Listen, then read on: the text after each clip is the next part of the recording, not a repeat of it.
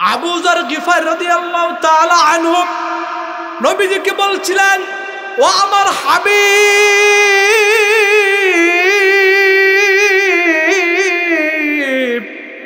আমাকে আপনি নসিহত করুন।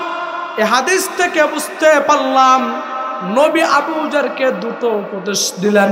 এক নম্বর উপদেশ দিলেন ইত্তাকুল্লাহ, আল্লাহকে ভয় করো। দুই নম্বর নবী আমার বললেন কুরআন তেলাওয়াত করো।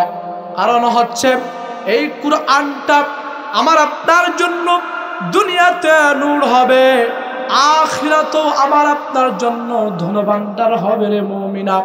ও পদ্মানিসীন শ্রদ্ধা মা ও বোনেরা আমার, এই যে আজ খতমে নবুয়ত মাদ্রাসা, এইখানে কুরআনের মজমা কায়েম হয়, এইখানে বাচ্চাদেরকে কুরআন শিক্ষা করানো হয়।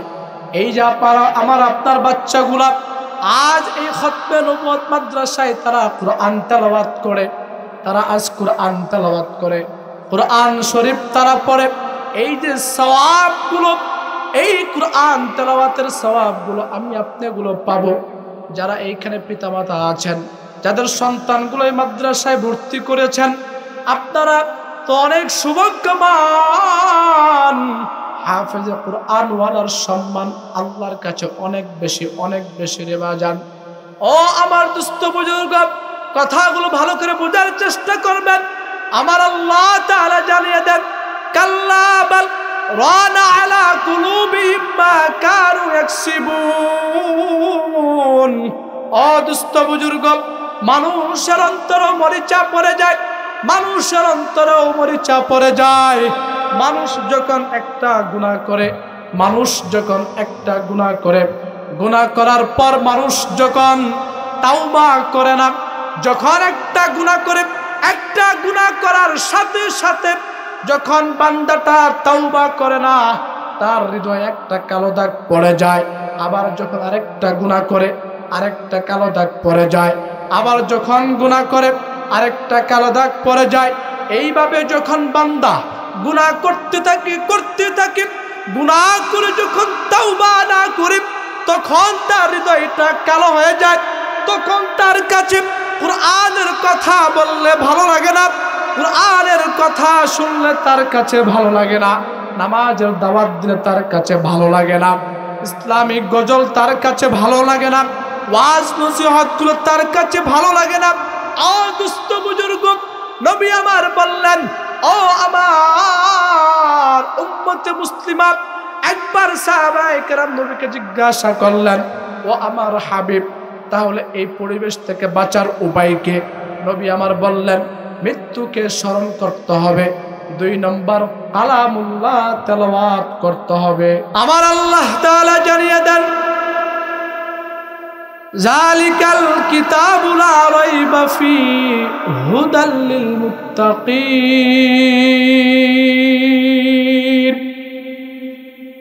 ও দুস্থ বুজুর্গ, এই মাইকের আওয়াজ যতদূর পর্যন্ত যাচ্ছে, যে যেখান থেকে মাইকের আওয়াজ আপনি শুনতে পাচ্ছেন, কথাগুলো দিলের কানে বুঝার চেষ্টা করবেন। ও শ্রদ্ধেয় আম্মা জানরা, আমার কথাগুলো ভালো করে বুঝার চেষ্টা করবেন। আমার আল্লাহ তাআলা এমন একটা কিতাব অবতীর্ণ করেছেন, যালিকাল কিতাবু লা রাইবা ফীহি হুদাল লিল মুত্তাকিন। আমার আল্লাহ তাআলা এমন একটা কিতাব অবতীর্ণ করেছেন, যে কিতাবের মধ্যে কোনো ভুল নাই, লা শাক্কা ফীহি, যার ভিতরে কোনো সন্দেহ নাই। অদুস্থ বুজুর্গ, পৃথিবীর বুকে যারাই কোনো বই লেখে, কোনো কবি যদি তার কবিতা লেখে, বা যদি কোনো লেখক তার বই লেখে, তারা বই লেখে শুরুতে কিংবা শেষে এই কথাটা তারা জানিয়ে দেয় যে কিতাবের মধ্যে যদি কোনো ভুল থাকে তাহলে অবশ্যই ধরিয়ে দিবেন, আমরা এই কিতাবকে পরবর্তীতে সংশোধন করে নিব। এইভাবে প্রত্যেকেই বই লিখে দেয়, বইয়ের শুরুতে কিংবা শেষে। কিন্তু আমার আল্লাহ তাআলা পুরা বিশ্ববাসীকে এমন একটা কিতাব আল্লাহ দান করলেন। আল্লাহ তাআলা এমন একটা কিতাব আল্লাহ তাআলা আমাকে আপনাকে দান করলেন যে আল্লাহ তাআলা শুরুতে ওপেন চ্যালেঞ্জ ছুড়ে দিলেন, জালিকাল কিতাবুল লা রাইবা ফি, কিতাবের মধ্যে কোনো ভুল নাই, কিতাবের মধ্যে কোনো সন্দেহ নাই। আদুস্ত বুজুর্গ, এটা কেমন কিতাব জানেন? আমার আল্লাহ তাআলা অন্য আয়াতের মধ্যে আল্লাহ তাআলা জানিয়ে দেন, ইন্না নাহনু নাযালনা যিকরা ওয়া ইন্না লাহু লাহাফিজুন। আল্লাহু আকবার। আল্লাহ তাআলা জানিয়ে দেন, আমি কুরআনকে অবতীর্ণ করেছি আমি আল্লাহ। আবার আমি এই কুরআনকে আমি আল্লাহ সংরক্ষণ করব। পৃথিবীর কোনো পড়ার শক্তি নাই, পৃথিবীর কোনো শক্তি নাই এই কুরআনকে মুছে ফেলতে। পৃথিবীর কোনো শক্তি নাই কুরআনকে মুছে ফেলতে, কুরআনকে উঠিয়ে দিবে। ফেরাউন চেয়েছিল কুরআনকে নিভিয়ে দিতে, নমরুদ চেয়েছিল কুরআনকে নিভিয়ে দিতে, আবু জেহেল চেয়েছিল কুরআনকে ফু দিয়ে নিভিয়ে দিতে, ইসলামকে বন্ধ করে দিবে। কিন্তু আমার আল্লাহ তিনি তো কুরআনের মধ্যে বলে দিয়েছেন, ইন্না নাহনু নাযালনা যিকরা ওয়া ইন্না লাহু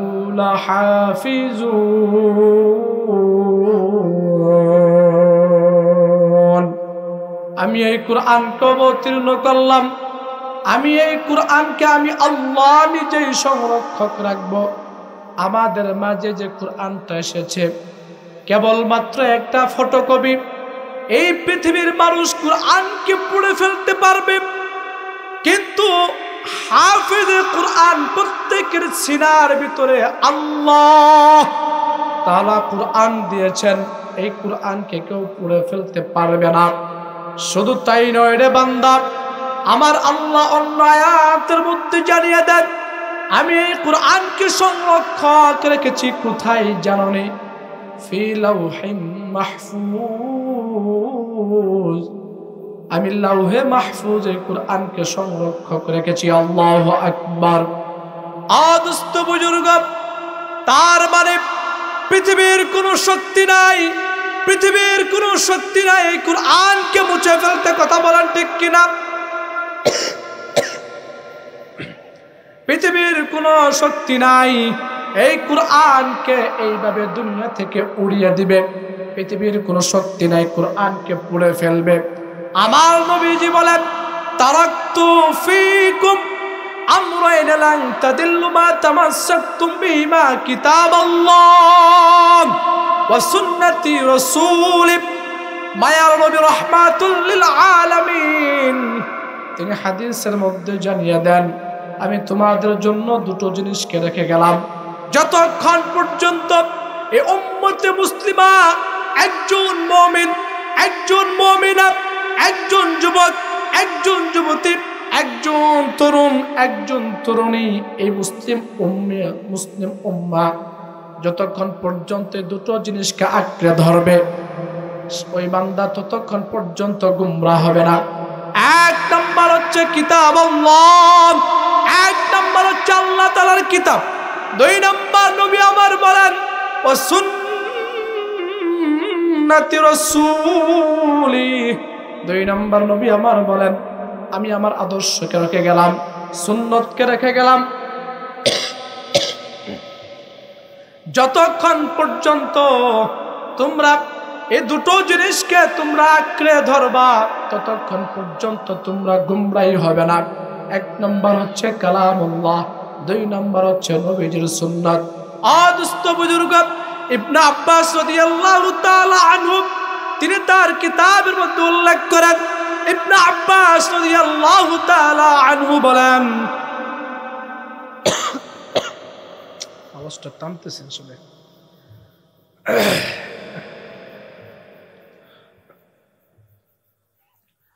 ইবনে আব্বাস রাদিয়াল্লাহু তাআলা আনহু তিনি তার কিতাবের মধ্যে বলেন যে যতক্ষণ পর্যন্ত ইবনে আব্বাস রাদিয়াল্লাহু তাআলা আনহু নবীজিকে একবার এসে জিবরাইল এসে নবীজিকে একবার সংবাদ দিলেন, ওগো আমার নবী, ওগো রাহমাতুল লিল আলামিন, শেষ জামানায় বহু ফিতনা প্রকাশ পাবে। যতক্ষণ পর্যন্ত তোমার উম্মতে মুসলিমা দুটো জিনিসকে আঁকড়ে ধরবে ততক্ষণ পর্যন্ত তারা গুমরাহ হবে না। যখন জিবরাইল নবীজিকে এসে বললেন, ওগো আমার নবীজি, আপনার উম্মতগণ শেষ জামানায় তারা বহু ফিতনা প্রকাশ তারা দেখতে পাবে। নবী আমার বললেন, এই ফিতনা থেকে বাঁচার উপায় কি? জিবরাইল বললেন, কিতাব আল্লাহ, আল্লাহর কুরআন হচ্ছে ফিতনা থেকে বাঁচার উপায়। আদস্ত বুজুর্গ, খুব চমৎকার একটা হাদিস। আন আবি যার রাদিয়াল্লাহু তাআলা আনহু قال قلت يا رسول الله اوصيني قال عليك بتقوى الله فإنه رأس الأمر كله.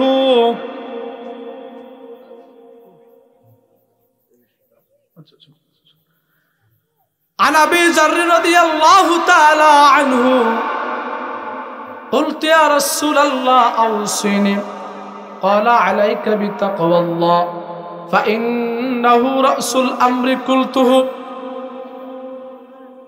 নবী আমার বললেন, আবু যর গিফার রাদিয়াল্লাহু তাআলা আনহু নবীজিকে বললেন, ও আমার হাবিব, আমাকে কিছু উপদেশ দেন। নবী আমার বললেন, ইত্তাকুল্লাহ, আল্লাহকে ভয় করো। কারণ হচ্ছে ফাইন্নাহু রাসুল আমরি কুলতুহু, তাকওয়া হচ্ছে সমস্ত নেক আমলের মূল। তাকওয়া হচ্ছে সমস্ত নেক আমলের মূল। আবু যর গিফার রাদিয়াল্লাহু তাআলা আনহু বললেন, কুলতু ইয়া রাসূলুল্লাহ জিদনি ক্বালা আলাইকা বিতিলাওয়াতিল কুরআন ফাইন্নাহু নূরুল লাকা ফিল আরদি ওয়া যুখরুল লাকা ফিস সামাই। নবী আমার বললেন, কোরআন তেলাওয়াত করো। কারণ হচ্ছে এই কোরআনটা তোমার জন্য দুনিয়াতে নূর হবে, আর কিয়ামতের মাঠে তোমার জন্য এই কোরআনটা আখিরাতের ধনভাণ্ডার হবে। সুবহানাল্লাহ। এক নম্বর মৃত্যুকে স্মরণ করতে হবে, দুই নম্বর কালামুল্লাহ তেলাওয়াত করতে হবে। ও পদ্মানিসীন আম্মা জানরা আমার, তার মানে এর পূর্ণ হাদিস থেকে বুঝতে পারলাম, এক নম্বর আবু যরকে যে উপদেশ দিয়েছিলেন ইত্তাকুল্লাহ, আল্লাহকে ভয় করতে হবে। দুই নম্বর আবু যরকে দুই নম্বর উপদেশ দিয়েছিলেন কালামুল্লাহ তেলাওয়াত করতে হবে। আব্বাস রাদিয়াল্লাহু তাআলা আনহু বলেছিলেন যে শেষ জামানায় যে বহু ফিতনা প্রকাশ পাবে। জিবরাইল বলেছিলেন, নবীজি জিবরাইলকে জিজ্ঞাসা করেছিলেন ওই ফিতনা থেকে বাঁচার উপায় কি? কালামুল্লাহ। তার মানে ও দুস্থ বুজুর্গ, কুরআনটা অনেক বড় দামি। এই কুরআনটাকে আমি আপনি যদি তেলাওয়াত করতে পারি আম্মা জান, এই কুরআনটাকে আমি আপনি যদি বুকে লালন করতে পারি, এই কুরআনটাকে আমি আপনি যদি বুকে ধারণ করতে পারি, তাহলে দুনিয়া তো আমার জন্য নূর হবে, আখিরাত তো আমার জন্য ধনভাণ্ডার হবে। ও আম্মা জানরা আমার, কথাগুলো ভালো করে বোঝার চেষ্টা করবেন। আল্লাহর নবী পয়গম্বর বিশ্ব নবী রাহমাতুল লিল আলামিন এক কথায় হাদিসের মধ্যে জানিয়ে দেন, তারাকতু ফীকুম আমরাইন লান তাদিল্লু মা তামাসসাকতুম বিহিমা কিতাবাল্লাহ ওয়া সুন্নতি রাসূলি। আমি তোমাদের মাঝে দুটো জিনিসকে রেখে গেলাম, যতক্ষণ পর্যন্ত তোমরা এই দুটো জিনিসকে আঁকড়ে ধরবে ততক্ষণ পর্যন্ত তোমরা গুমরাহী হবে না, ততক্ষণ পর্যন্ত তোমরা পথভ্রষ্ট হবে না। এক নম্বর হচ্ছে কিতাব আল্লাহ, দুই নম্বর হচ্ছে নবীজির সুন্নাত। ও দুস্থ বুজুর্গ, আল্লাহ তাআলা জানিয়ে দেন ইদুল্লু বিহি কাসীরা ওয়া ইয়াহদি বিহি কাসীরা। এই কুরআনের মাধ্যমে, কুরআনটা কারোর জন্য হেদায়েত, আবার এই কুরআনটা কারোর জন্য গুমরাহি। কেমনে কেমনে রে বাজান, এই কুরআনটা কেমনে কেমনে, এই কুরআনটা আমার আপনার জন্য কেমনে হেদায়েত। এই কুরআনের প্রত্যেকটা শব্দ যদি, প্রত্যেকটা আয়াত, প্রত্যেকটা জবর জের পেশ অক্ষরকে আমি আপনি যদি ঈমান আনি, তার প্রতি, কুরআনের প্রতি যদি ঈমান আনি, তাহলে কুরআনটা আমার আপনার জন্য হেদায়েত হয়ে যাবে। আর পক্ষান্তরে এই কুরআনের উপর যদি আমি আপনি ঈমান না আনি, পুরা কুরআনটা তো বাদ দিলাম, কোনো ব্যক্তি যদি, কোনো যুবক যদি, কোনো মা বোন যদি এই কুরআনের একটা অক্ষর ছেড়ে দেয়, একটা অক্ষরের প্রতি যদি ঈমান না আনে, তাহলে সে আর মুমিন থাকে না, সে বেঈমান হয়ে যায়। নাউজুবিল্লাহ বলেন। এই কথাই আল্লাহ তাআলা জানিয়ে দেন ইউদিল্লু বিহি কাসীরা ওয়া ইয়াহদি বিহি কাসীরা। এই কুরআনটা কারোর জন্য হেদায়েত, আবার এই কুরআনটা কারোর জন্য গুমরাহি রে বাজান। আমার আল্লাহ তাআলা জানিয়ে দেন এই কুরআনটা যার সাথে সম্পর্ক হয়ে যাবে, ওই বস্তুটা দামি হয়ে যাবে। এই কুরআনের সম্পর্ক যদি কোনো সময়ের সাথে হয়ে যায়, সময়টা দামি হয়ে যায়। এই কুরআনের সম্পর্ক যদি কোনো ব্যক্তির সাথে হয়ে যায়, ব্যক্তিটা দামি হয়ে যায়। এই কুরআনের সম্পর্ক যদি একটা কাপড়ের টুকরার সাথে হয়ে যায়, কাপড়টা দামি হয়ে যায়। এই কুরআনের সম্পর্ক যদি একটা তক্তার সাথে হয়ে যায়, তক্তাটা দামি হয়ে যায়। আল্লাহ তাআলা জানিয়ে দেন শাহরু রমাদানাল্লাযী উনজিলা ফীহিল কুরআন। এই কুরআনটা রমজান মাসে নাজিল হওয়ার কারণে রমজান মাসটা দামি হয়ে গিয়েছে। সুবহানাল্লাহ। এই কুরআনটা জিবরাইলের মাধ্যমে আল্লাহর রাসূলের উপর অবতীর্ণ করা হয়েছে। এই জন্য সমস্ত মালাকার মধ্য থেকে, সমস্ত ফেরেশতাদের মধ্য থেকে, আল্লাহর কাছে সমস্ত ফেরেশতাদের মধ্য থেকে জিবরাইলের মর্যাদা অনেক বেশি।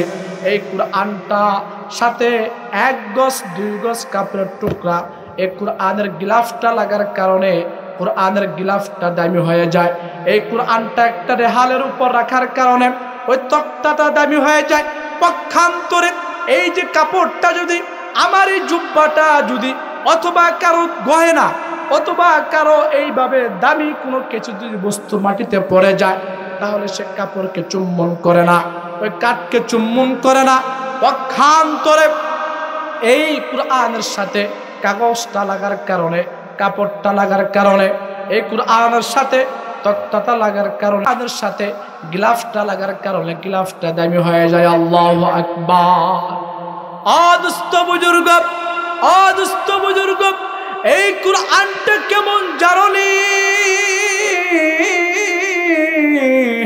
নবী আমার বলেন, যখন কোন মজলিসে এইভাবে আল্লাহর কালামুল্লাহ তেলাওয়াত করা হয়, যখন কোন মজলিসে, যখন কোন জামাতের মধ্যে আল্লাহর কুরআনটাকে তেলাওয়াত করা হয়, আল্লাহ তাআলা ওইখানে আল্লাহ তাআলা 4টা বস্তু দান করেন। কয়টা বস্তু? 1 নম্বর আল্লাহ তাআলা ওইখানে সাকিনা অবতীর্ণ করেন। 2 নম্বর আল্লাহ ওইখানে রহমত নাজিল করেন। 3 নম্বর আল্লাহ তাআলা ওইখানে আল্লাহ তাআলা পুরা মজলিসকে আল্লাহ তাআলা ফেরেশতা দ্বারা বেষ্টন করে আনেন। 4 নম্বর আল্লাহ তাআলা ওই বান্দা বান্দির কথাগুলো, যে মজলিসে কুরআন তেলাওয়াত হয়, ওই কথাগুলো আল্লাহ তাআলা ফেরেশতাদের সাথে আলোচনা করতে থাকে। ফেরেশতাদেরকে বলে, দেখো আমার বান্দা বান্দিগুলা এই সময়ে, এই মুহূর্তে আমার কালামুল্লাহ তেলাওয়াত করছে। এই সময়ে আমার বান্দা বান্দিগুলা কালামুল্লাহ তেলাওয়াত করছে। ও আমার ফেরেশতারা, তোমরা সাক্ষী থাকো, তোমরা সাক্ষী থাকো। আমি তাদের এইভাবে, আমি এই দৃশ্যটা দেখে আমার ভিতরে এত আনন্দ লেগেছে, এত আনন্দ লেগেছে। আমি তাদের সমস্ত গুনাহগুলো মাফ করে দিলাম। আল্লাহু আকবার। এই জন্য কোরআন তেলাওয়াত অত্যন্ত গুরুত্বপূর্ণ একটা ফজিলত। কোরআন তেলাওয়াত আমাকে আপনাকে যদি কোরআনের সম্পর্ক যদি আমার আপনার সাথে হয়ে যায়, এই কোরআনের সম্পর্ক যদি কোনো মুমিন মুমিনা বান্দা বান্দার সাথে হয়ে যায়, তার সিনাটা দামি হয়ে যায়। সুবহানাল্লাহ। এর চাইতে দামি আর কি হতে পারে? অদুস্থ বুজুর্গ, এই কোরআনটা কেমন জানেন? এই কোরআনটা কেমন? এই কোরআনের ফজিলতটা কেমন? নবী আমার বলেন, মান ক্বারাআ হারফাম মিন কিতাবিল্লাহি তাআলা ফালাহু বিহি হাসানাহ ওয়াল হাসানাতু বিআশরি আমসালিহা। লা আকুলু আলিফ লাম মিম হারফুন ওয়ালাকিন আলিফুন হারফুন ওয়া লামুন হারফুন ওয়া মিমুন হারফুন। নবী আমার বলেন, যখন কোন আল্লাহর বান্দা বান্দি, যুবক যুবতী, তরুণ তরুণী, মুসলিম মুসলিমা, মুমিন মুমিনা, যখন কোন বান্দা বান্দি আল্লাহর কালামুল্লাহ শরীফটা তেলাওয়াত করে, যখন আলিফ উচ্চারণ করে, একবার লাম উচ্চারণ করে, একবার মিম উচ্চারণ করে, একবার যখন বান্দা বান্দি আলিফ উচ্চারণ করে, আমার আল্লাহ সাথে সাথে ওই বান্দার প্রতি 10টা নেকি লিখে দেন। সুবহানাল্লাহ। লা আকুলু আলিফ লাম মিম হারফুন। নবী আমার বলেন, আমি এই কথা বলি নাই যে আলিফ লাম মিম একটা হরফ, বরং লাকিন আলিফুন হারফুন ওয়া লামুন হারফুন ওয়া মিমুন হারফুন, বরং আলিফ একটা হরফ, লাম একটা হরফ, মিম একটা হরফ। তার মানে যখন কোন আল্লাহর বান্দা বান্দি একবার আলিফ বলবে, সাথে সাথে আল্লাহ তাআলা ওই বান্দার প্রতি 10টা রহমত, 10টা নেকি লিখে দিবেন। সুবহানাল্লাহ, আল্লাহু আকবার। এটা এমন একটা কোরআন, তার মানে দুনিয়াতে যত গ্রন্থ আছে, যত বই আছে, সমস্ত বইগুলা যখন পাঠ করা হয়, ইংলিশ বলেন, বাংলা বলেন, আপনি বাংলা বই পড়বেন, আপনার এখান থেকে জ্ঞান অর্জন হবে। ইংলিশ পড়বেন, জ্ঞান অর্জন হবে। মাগার আমি আপনি একবার আলিফ পড়ার দ্বারা, কালামুল্লাহ পড়ার দ্বারা আল্লাহ তাআলা জ্ঞান অর্জন হবে।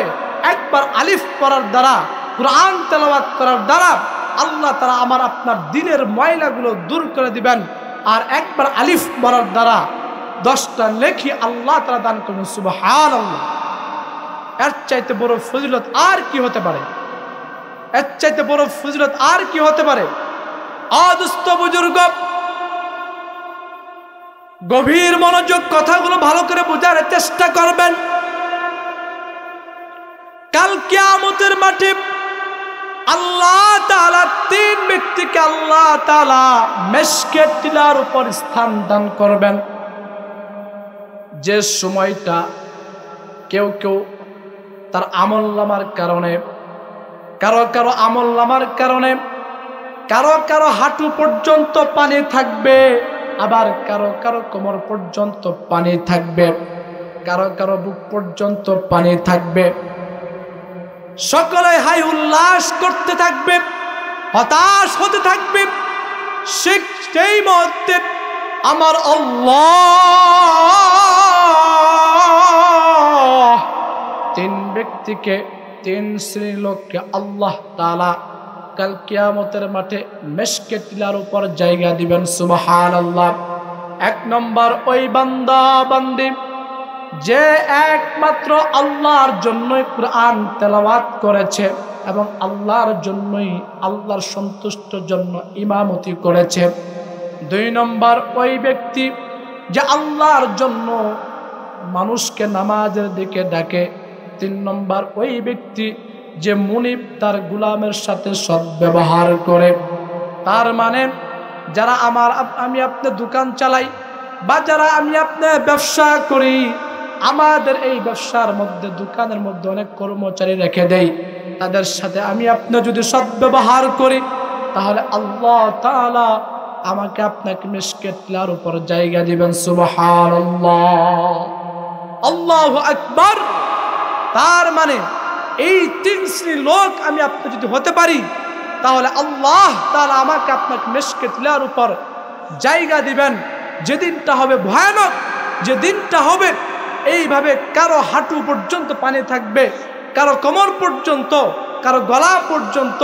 আমি আপনি যদি তিন শ্রেণী কোন এক কাতার আমি আপনি যদি নাম লেখাইতে পারি তাহলে আল্লাহ তাআলা আমাকে আপনাকে এমন জায়গায় স্থান দেবেন। সুবহানাল্লাহ, আল্লাহু আকবার। দুস্থ বুজুর্গ,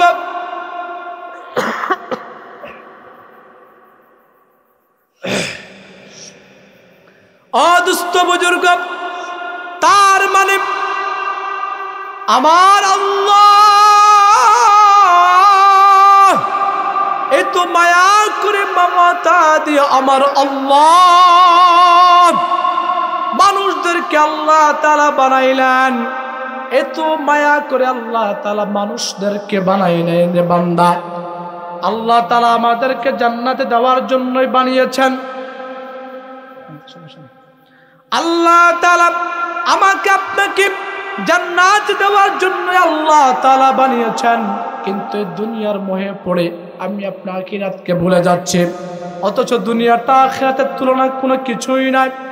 এই দুনিয়াটা আখিরাতের তুলনায় মাত্র তুচ্ছ। এই দুনিয়াটা চক্ষু তারা বন্ধ করলে কোনো কিছুই না রে বাজান। এই যে মাহফিলে উঠেছি, মঞ্চে উঠেছি, এই যে মঞ্চ থেকে তো নামা দূরের কথা, একটা নিঃশ্বাস আমি ভিতরে গ্রহণ করছি, আবার নিঃশ্বাসটা বাইরে ফেলতে পারবো কিনা এটাও তো আমার কোনো গ্যারান্টি নাই। তার মানে এ দুনিয়াটা থাকার জায়গা না, কথা বলেন ঠিক কিনা? এ দুনিয়া সবই পর, কবর যে তোর আসল ঘর। এ দুনিয়া সবই পর, কবর যে তোর আসল ঘর। কেমনে সে তাই থাকবি পরে, শুধুই মাটির বিছানা। চিন্তা করে দেখো না কবরে কি যাইবা না, যেই কবরে আল্লাহ ছাড়া বন্ধু কেহ থাকবে না। মুসলমান বন্ধুগণ আমার, আমি আমার বয়ান গল্প কিছুক্ষণের মধ্যে ছেড়ে দিব, কথাগুলো ভালো করে বুঝার চেষ্টা করবেন। আমার আল্লাহ তাআলা মায়া করে আমাকে আপনাকে বানাইলেন রে বাজান। অপদানশীল শ্রদ্ধা মা বোনেরা আমার, কথাগুলো ভালো করে বোঝার চেষ্টা করবেন। আমার আল্লাহ তাআলা এত সুন্দর করে আল্লাহ তাআলা আমাকে আপনাকে বানাইলেন। ও বাজান, দুনিয়া তো থাকার জায়গা না। দুনিয়া থেকে আমাকে আপনাকে আজ হোক কাল হোক চলে যেতে হবে রে বাজান। কিন্তু আমাকে আপনাকে এমন একটা শিক্ষা, এমন একটা সৎকায় জারি আমাকে আপনাকে রেখে যেতে হবে, যেটা আমার আপনার মৃত্যুর পরেও আমি আপনি আমলটা শুয়ে শুয়ে পাবো। কথা বলেন ঠিক কিনা? নেককার সন্তান রেখে যাওয়া। আমি আপনাকে খতমে নবুয়ত মাদ্রাসা যদি আমার আপনার বাচ্চাকে একটা পড়াতে পারি, যদি মানুষ করতে পারি, একটা মেয়েকে যদি হাফিজে কুরআন, তাকে যদি আবেদা সালেহা বানাইতে পারি, তাহলে ওই মেয়েটা যখন আমার আপনার জন্য রব্বির হামহুমা কামা রব্বায়ানি সগীরা পড়ে যখন দোয়া করবে, এই আমলটা আল্লাহ তাআলা আমার আপনার কবরে পৌঁছে দিবে। সুবহানাল্লাহ বলেন। এই জন্য দোস্ত বুজুর্গ, আমাকে দুনিয়াতে নেক আমল করে রেখে যেতে হবে, পাশাপাশি আমাকে আপনাকে নেককার সন্তান রেখে যেতে হবে রে বান্দা। অদুস্থ বুজুর্গ, তুমি কি জানো এই হাফিজে কুরআন ওয়ালার সম্মান কেমন? হাফিজে কুরআন ওয়ালার সম্মান কেমন? উলামায়ে কেরামের সম্মান কেমন? অদুস্থ বুজুর্গ, অপদ্দারশীন সত্যি আম্মা জানরা আমার কথাগুলো ভালো করে বুঝার চেষ্টা করবেন। নবী আমার বলেন, ইউকালু লি সাহিবিল কুরআন ইকরা ওয়ারতাকিব ওয়ারতিল কামা কুনতা তুরাতিলু ফিদ দুনিয়া ফাইন্না মানজিলাকা ইনদা আখির আয়াতিন তাকরাউহা। নবী আমার বলেন, কাল কিয়ামতের মাঠে হাফেজে কুরআন ওয়ালাকে বলা হবে, হাফেজে কুরআন ওয়ালাকে বলা হবে তুমি পড়তে থাকো, দুনিয়াতে তুমি যেভাবে পড়তে তারতিলের সাথে পড়তে থাকো, জান্নাতে তোমার স্থান সেখানেই হবে যেখানে তুমি গিয়ে থামবে। তার মানে অদুস্থ বুজুর্গ ও আম্মা জানরা আমার, এই কুরআনের মধ্যে ৬৬৬৭ আয়াত আছে মতান্তরে। যে ব্যক্তি হাফেজ কুরআন ওয়ালা কাল কিয়ামতের মাঠে যদি এইভাবে ৬৬৬৭ আয়াত পড়তে পারে, আল্লাহ তাআলা তাকে জান্নাতে অতগুলাই বিল্ডিং দান করবেন। সুবহানাল্লাহ, আল্লাহু আকবার। কাল হাফেজে কুরআন ওয়ালাকে বলা হবে কাল কিয়ামতের মাঠে এইভাবে দুই দল ফেরেশতা, এক দল পিছনে থাকবে আরেক দল সামনে থাকবে। হাফেজে কুরআন ওয়ালাকে সংবর্ধনিয়া তাকে আহলান সালাম জানিয়ে তাকে সামনের দিকে নিয়ে যাবে। সুবহানাল্লাহ। তাকে এইভাবে আহলান সাহলান দিয়ে হাফেজে কুরআন ওয়ালাকে জান্নাতে নিয়ে যাবে। সুবহানাল্লাহ। এইভাবে ফেরেশতারা স্লোগান দিবে, ও হাফেজে কুরআন তোমার কোনো ভয় নাই, রাজপথ ছাড়ি নাই, আমরা আছি তোমার সাথে।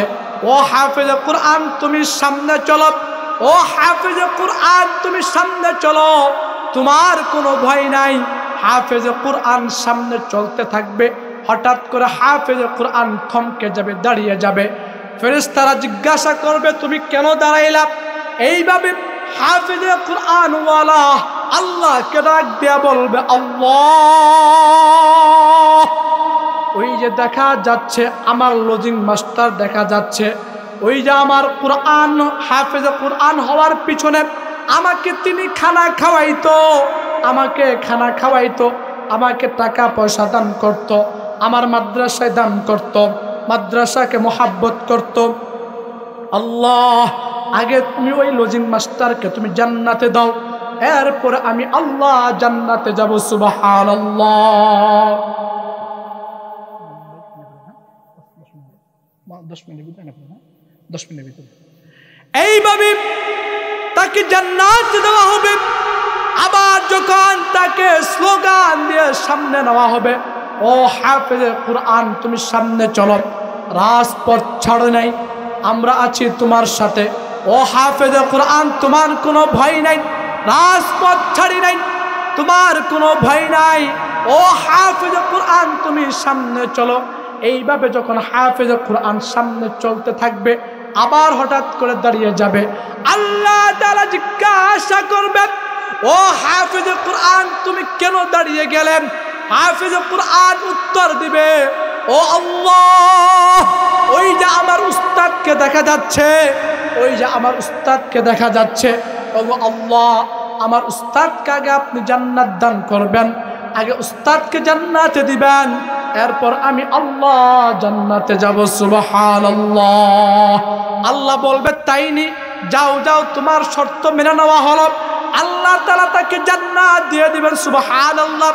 আবার যখন ফেরেশতারা এইভাবে আবার যখন তাকে স্লোগান দিয়ে সামনের দিকে নিয়ে যাবে, ও হাফেজে কুরআন তুমি সামনে চলো, তোমার কোনো ভয় নাই, রাজপথ ছাড়ি নাই। ও হাফেজে কুরআন এইভাবে স্লোগান দিয়ে যখন সামনে নেওয়া হবে, হাফেজে কুরআন থমকে যাবে, দাঁড়িয়ে যাবে। হাফেজে কুরআনকে জিজ্ঞাসা করা হবে তুমি কেন দাঁড়িয়ে গেলে? হাফেজে কুরআন বলবে, ওই যে আল্লাহ আমার আব্বাকে দেখা যাচ্ছে, ওই যে আমার আম্মা জানকে দেখা যাচ্ছে, ওই যে আমার আম্মা জান খতমে নবুয়ত মাদ্রাসায় আমাকে পড়িয়েছিল, ওই যে লজিং মাস্টার দেখা যাচ্ছে এই খতমে নবুয়ত মাদ্রাসায় আমাকে পড়িয়েছিল, আমাকে হাফেজ বানিয়েছে, আমাকে কারিয়ানা বানিয়েছে, আমাকে হাফেজে কুরআন ওয়ালা বানিয়েছে। ওগো আল্লাহ আগে তুমি তাকে জান্নাত দাও, এরপর আমি হাফেজে কুরআন জান্নাতে যাব। সুবহানাল্লাহ, আল্লাহু আকবার। আদুস্ত বুজুর্গ অবশেষে সকলকে এইভাবে তিনি জান্নাতে নিয়ে যাবেন। যারা এই মাদ্রাসার সাথে সম্পর্ক রাখবেন, যারা কুরআনওয়ালার সাথে সম্পর্ক রাখবেন, যারা উলামায়ে কেরামের সাথে সম্পর্ক রাখবেন, যারা হাফেজওয়ালাদের সাথে সম্পর্ক রাখবেন, যারা খতমে নবুয়ত মাদ্রাসার সাথে সম্পর্ক রাখবেন, যারা এই মাদ্রাসাকে মোহাব্বত করবেন, হাফেজ কুরআনওয়ালাকে মোহাব্বত করবেন, আল্লাহ তাআলা এই মোহাব্বতের কারণে আল্লাহ তাআলা আমাকে আপনাকে জান্নাতে নিয়ে যাবেন। সুবহানাল্লাহ। আমি আমার বয়ানকে সংক্ষিপ্তভাবে আর মাত্র অল্প কিছুক্ষণের মধ্যে ছেড়ে দিচ্ছি। অদুস্থ বুজুর্গ, গভীর মনোযোগ, এই একটা ঘটনা বলে আমি আমার বয়ানকে ছেড়ে দিচ্ছি। আল্লাহ তাআলা হতে পারে এই ঘটনার মাধ্যমে আল্লাহ তাআলা আমাকে আপনাকে আল্লাহ তাআলা কোরআনের প্রতি মোহাব্বত পয়দা করে দিতে পারে। গভীর মনোযোগ দিয়ে শুনবেন। ইমাম গাজ্জালী রাহমাতুল্লাহি আলাইহি, ইমাম গাজ্জালী রাহমাতুল্লাহি আলাইহি, আল্লাহ তাআলা ইমাম গাজ্জালীকে একবার স্বপ্ন দেখালেন। ও ইমাম গাজ্জালী, রহমতপুর গ্রামে আমার একটা পেয়ারা বান্দা ইন্তেকাল করেছে, নামদার আব্দুর রহমান। ও ইমাম গাজ্জালী, ওই গ্রামে কোনো আলেম নাই তাকে জানাজার নামাজ পড়াবে, তাকে গোসল করাবে, তাকে জানাজার নামাজ পড়িয়ে তাকে দাফন করবে। ইমাম গাজ্জালী, এই দায়িত্ব আমি তোমাকে দিয়ে দিলাম, তুমি যাও, তাকে গিয়ে সব কিছু তুমি সম্পূর্ণ করে দাও। সংক্ষিপ্তভাবে বলছি রে বাজান, ও ইমাম গাজ্জালী, তুমি রহমতপুর গ্রামে চলে যাও। ইমাম গাজ্জালী রাহমাতুল্লাহি আলাইহি সকালবেলা ঘুম থেকে চমকে উঠে সকালবেলা রহমতপুর গ্রামে উদ্দেশ্য রওনা হয়ে গেলেন। পুরা এলাকাটা সে তন্ন তন্ন করে খুঁজতে শুরু করলেন যে এইখানে আব্দুর রহমান নামে কোনো ব্যক্তি ইন্তেকাল করেছে কিনা। খুঁজতে খুঁজতে এক পর্যায়ে গ্রামের শেষ মাথায় চলে গেলেন। কিছু লোকদেরকে জিজ্ঞাসা করলেন, ও ভাই, এইখানে গতকাল একটা লোক ইন্তেকাল করেছে, নাম তার আব্দুর রহমান, তার বাড়ি কোথায়, আপনি আমাকে একটু বলে দেন। কেউ বলতে পারে না। হঠাৎ করে এক ব্যক্তি এসে বলে যে ওই জঙ্গলের পাশে একজন ব্যক্তি মারা গেছে, এক কাঠুরি মারা গেছে। ইমাম গাজ্জালী জিজ্ঞাসা করেন তার নাম কি? লোকে বলে তার নাম হচ্ছে আব্দুর রহমান। ইমাম গাজ্জালী রাহমাতুল্লাহ বললেন, তার মানে ইনি হচ্ছেন সে আব্দুর রহমান যেটা আল্লাহ আমাকে স্বপ্ন দেখিয়েছেন। ইমাম গাজ্জালী রাহমাতুল্লাহ আলাইহি সুজা তার বাড়ির দিকে রওনা হয়ে গেলেন। বাড়িতে গিয়ে দেখেন তার আত্মীয় স্বজনরা এইভাবে তার ছেলেবেলাগুলা লাশকে নিয়ে কান্না করতেছে।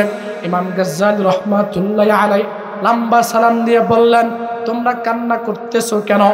ওই লোকেরা উত্তর দেয়, তার সন্তানগুলো উত্তর দেয়, ইনি হচ্ছেন আমার বাবা কাঠুরি আব্দুর রহমান, ইন্তেকাল করেছে, এই জন্যই কান্না করি যে এই এলাকায় কোনো আলেম নাই আমার বাবার গোসল করাবে, আমার বাবার জানাজা নামাজ পড়াবে, এই জন্য কান্দি ইমাম গাজ্জালী বললেন, তোমাদের কোনো চিন্তা নাই, আমি ইমাম গাজ্জালী স্বয়ং গোসল করাবো, সব কিছু আমি করব। এই কথা বলে বাজান ইমাম গাজ্জালী রাহমাতুল্লাহ আলাইহি সব কিছু করলেন, নিজে হাতে গোসল করাইলেন, কাপড় পরিধান করাইলেন, জানাজা নামাজ পড়ালেন। দুস্থ বুজুর্গ, গভীর মনোযোগ, যেই মাত্র ইমাম গাজ্জালী রাহমাতুল্লাহ আলাইহি সব কিছু কমপ্লিট করে লাশটাকে যখন সে কবরে শোয়াবে, যেই মাত্র কবরে নেমেছে, দেখে কবর থেকে জান্নাতের সুঘ্রাণ ভেসে আসতেছে। সুবহানাল্লাহ।